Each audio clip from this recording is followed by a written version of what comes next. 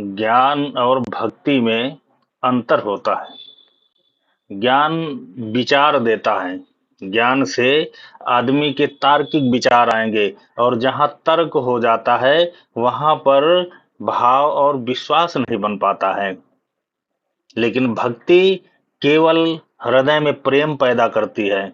भक्ति से विश्वास पैदा होता है, स्नेह पैदा होता है, प्रीत पैदा होती है। इसलिए ज्ञान से विचार तो आप ईश्वर के प्रति शुद्ध करें ही, लेकिन भक्ति आपको प्रेम में डुबो देगी। और जब प्रेम उमड़ आता है हृदय में तो भगवान उसके वशीभूत हो जाते हैं। भगवान प्रेम के वशीभूत हैं। भगवान भक्त के प्रीत के वशीभूत हैं। ज्ञान तो विश्वामित्र में बहुत था। विश्वामित्र महामुनि ज्ञानी, उनका ज्ञान ही उनको राजा दशरथ के घर लेकर के जाता है भगवान के लिए। लेकिन सबरी में केवल प्रीत है, प्रेम है, भक्ति है, तो भगवान को स्वयं चल करके सबरी के घर जाना पड़ता है। वहां जंगल में बैठे हुए जितने साधनारत लोग हैं वो ज्ञान नहीं भक्ति से भगवान को प्रसन्न करते हैं। भक्ति ज्ञान से परे है। ज्ञानवान व्यक्ति भक्ति को भाव को नहीं पकड़ सकता है। भक्ति तो एक शुद्ध हृदय से उत्पन्न होने वाली आह है जो भगवान के लिए उठती है और भगवान के लिए ही समाप्त होती है। भक्ति के ही वशीभूत भगवान हैं।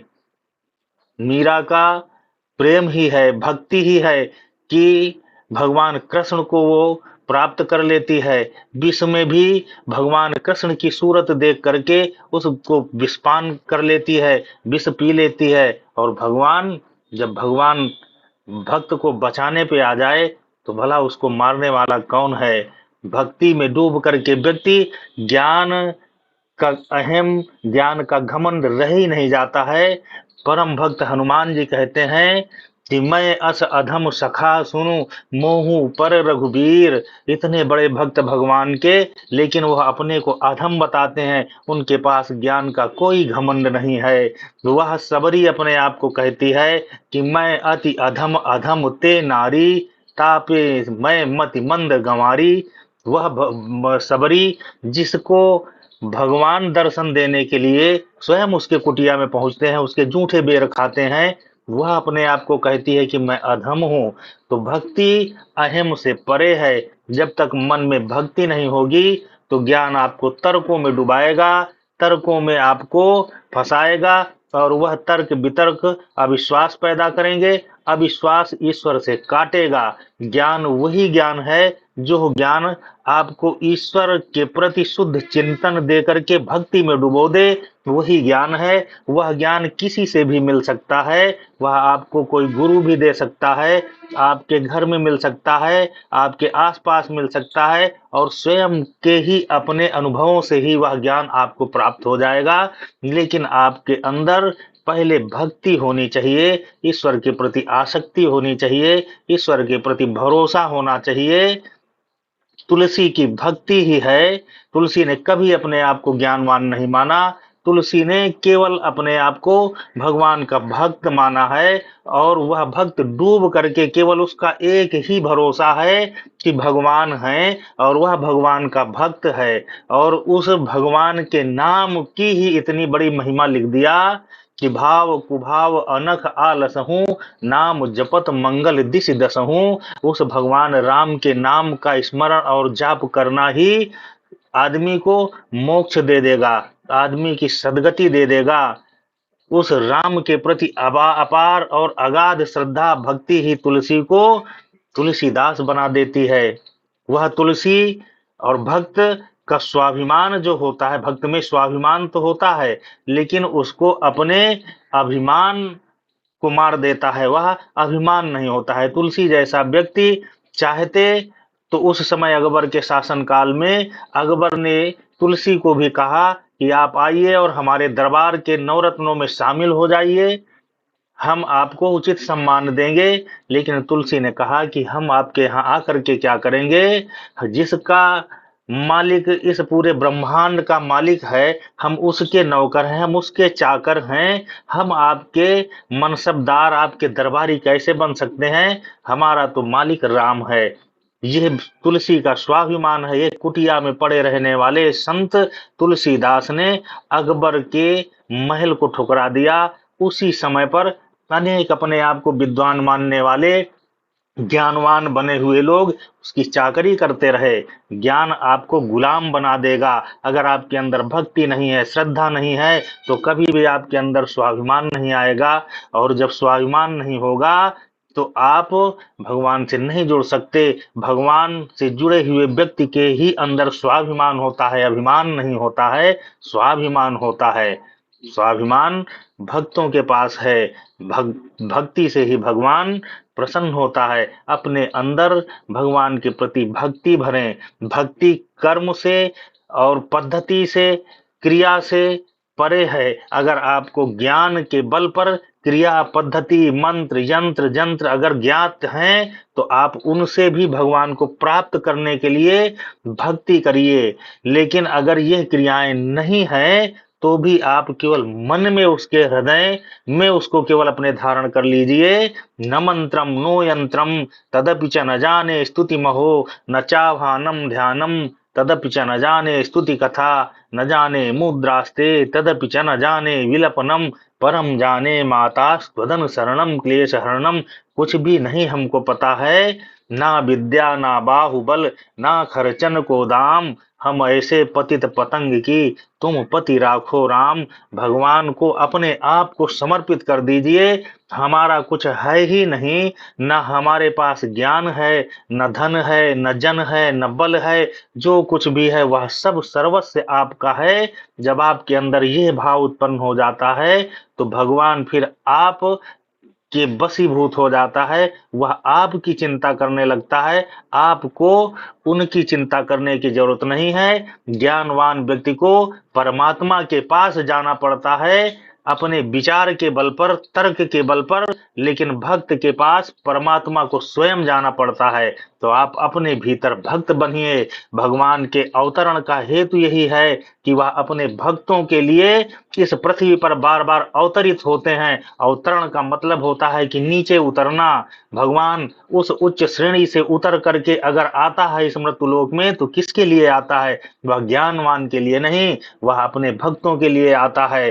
किसी ने पूछा कि अगर कोई व्यक्ति ऊपर चढ़ना चाहता है, ऊपर चढ़ने का मतलब कि ज्ञान के बल पर कोई व्यक्ति सीढ़ी से ऊपर चढ़ना चाहता है और वह नहीं चढ़ पा रहा, तो क्या करेगा? जिसके अंदर क्षमता है, ज्ञानवान भी एक से एक ज्ञानवान हुए, तो ज्ञानवानों ने भी परमात्मा को प्राप्त किया। लेकिन अगर ज्ञान नहीं है, तो सहज ही परमात्मा प्राप्त हो जाता है। केवल आप अपने मन में भक्ति को धारण करिए। अगर आप सीढ़ी पे चढ़ने की क्षमता नहीं है, नहीं चढ़ पा रहे हो, तो जो ऊपर बैठा हुआ परम ब्रह्म, परम दयालु, दया निधान, कृपा निधान, करुणा सागर है, वह आपके भाव को जानता है। तो सीढ़ी का मतलब केवल यही नहीं होता कि केवल नीचे का व्यक्ति ही चढ़ करके ऊपर जाए। ऊपर बैठा हुआ श्रेष्ठ व्यक्ति भी अगर भाव शुद्ध है और आत्मा शुद्ध है, प्रीत है, स्नेह है, तो वह ऊपर बैठा हुआ व्यक्ति भी अपने नीचे खड़े व्यक्ति से मिलने के लिए उसके पास उतर करके आ जाएगा।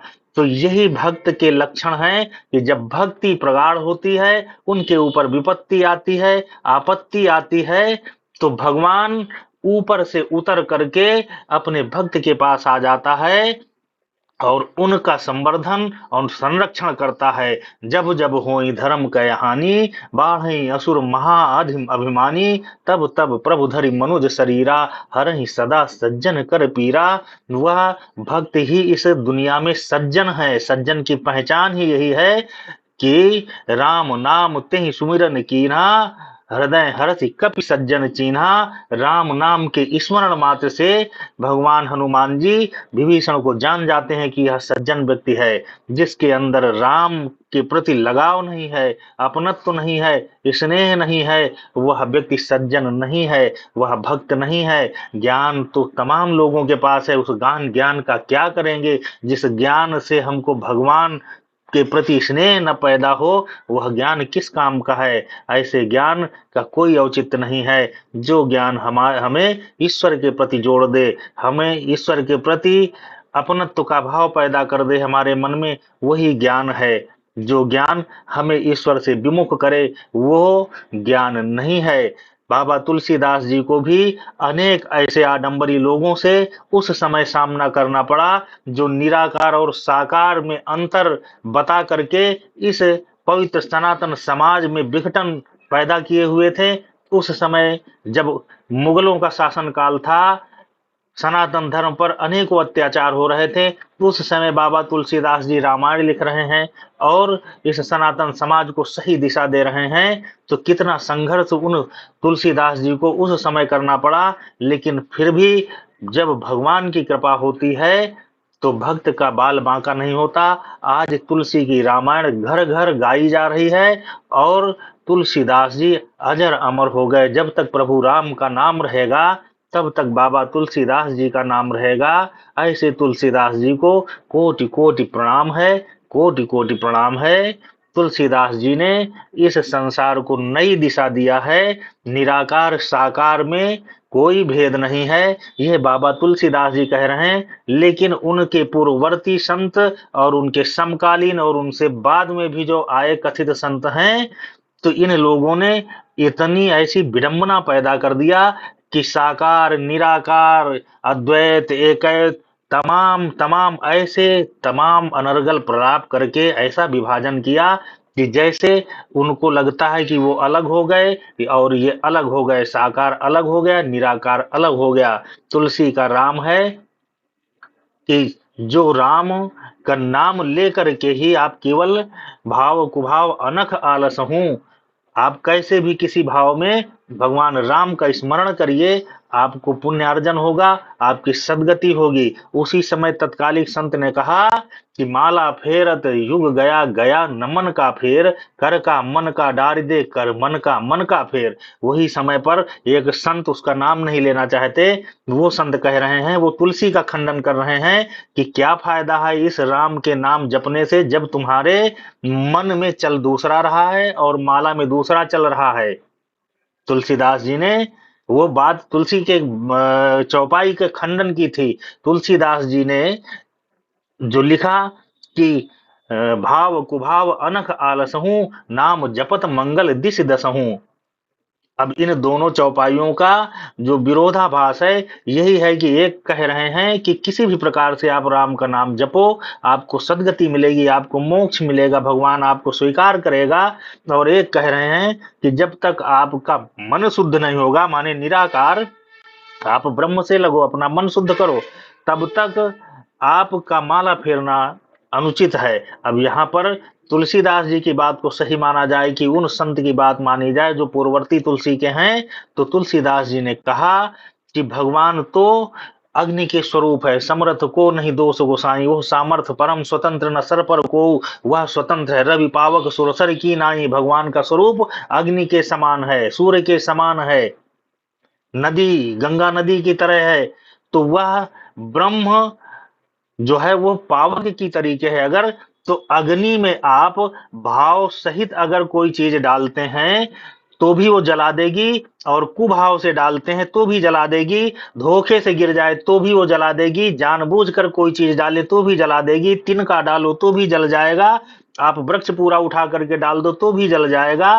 तो अग्नि सामर्थ्यवान है, सामर्थ्यवान वो परम ब्रह्म है। आप उसके इस नाम की आहुति आप किसी भी स्वरूप में डालो, वहां से आपको मिलना ही मिलना है, उसका स्नेह मिलना ही मिलना है। वो आप किस भी भाव से डालो, लेकिन भगवान उसको स्वीकार करता है, जिसमें कोई भेद नहीं है। निराकार वैसे ही है जैसे लकड़ी में छिपी हुई अग्नि है, लकड़ी साकार है, अग्नि निराकार है। आपको प्रक्रिया आनी चाहिए, आपके अंदर वह सामग्रियां, वह क्रिया होनी चाहिए कि आप अग्नि को उस लकड़ी से पैदा कर दो। अगर आपके पास वो क्रिया और प्रक्रिया नहीं है तो आप न निराकार को जानोगे और न साकार को जानोगे।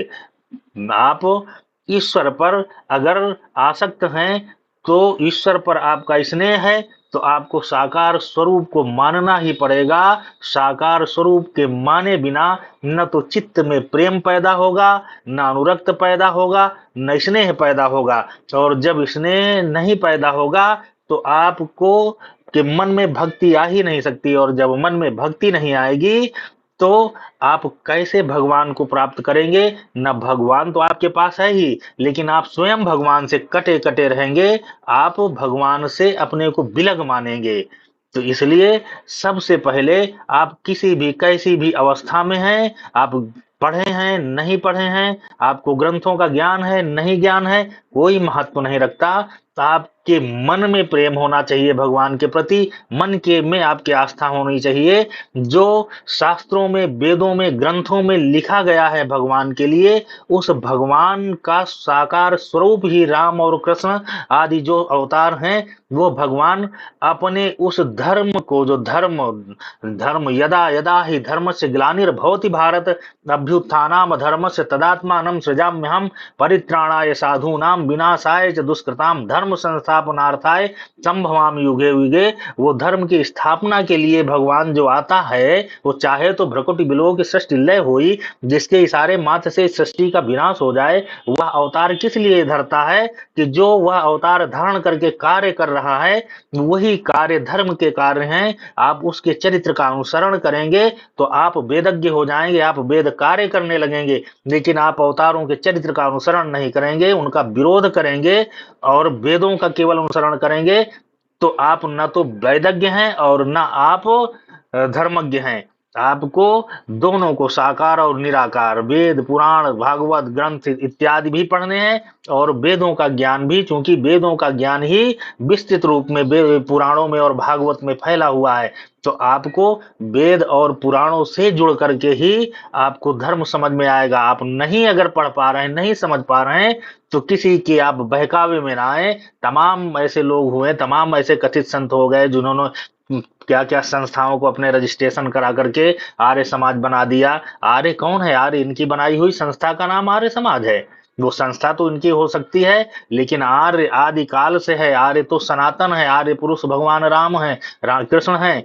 तो आर्य इनके कहने से आर्य नहीं होता है। आर्य समाज आज हमारे मंदिरों का विरोध करता है, हमारे धर्म का विरोध करता है, हमारी पूजा पद्धति का विरोध करता है, गंगा का विरोध करता है, हमारी सारी प्रक्रियाओं का विरोध करता है। जो एक सनातन की प्रक्रियाएं हैं, तो वह एक अपने आडंबरी मनोगढ़ंत मन कल्पित मना कल्पित जो उन्होंने लिखा, सत्यार्थ प्रकाश और सत्य कथा में कोई अंतर नहीं है। आज उनके अनुयायी हमारे धर्म पर उंगली उठाएंगे, हमारे राम पर उंगली उठाएंगे, हमारे कृष्ण पर उंगली उठाएंगे। यह अत्यंत ही निंदनीय है, गलत है।